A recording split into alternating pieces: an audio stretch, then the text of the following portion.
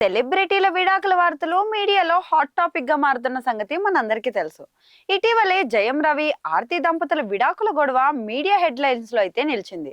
ఆ ఇద్దరు ఒకరిపై ఒకరు ఆరోపించుకున్నారు. మీడియా ఎదుటికి వచ్చి లేదా సోషల్ మీడియాలో పోస్టింగులతో ఒకరినొకరు విమర్శించుకునేందుకు కూడా తప్పించారు. ఇదంతా పెద్ద రచ్చ అయింది. అయితే తమ బ్రేకప్ కి కారణం మూడో వ్యక్తి అంటూ ఆర్తి విమర్శించారు.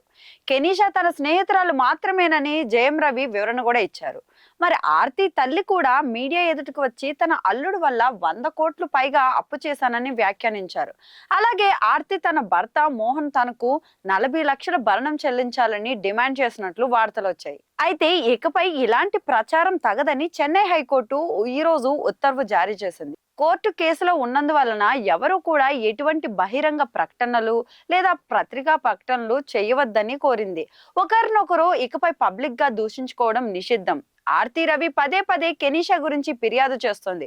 మూడో వ్యక్తి అంటూ ప్రస్తావిస్తోంది. కానీ జయం రవి ఆమెను కేవలం స్నేహితురాలు మాత్రమేనని చెప్తున్నాడు. ఈ కేసులో చివరికి ఏం తేలనుందో వేచి చూడాలి.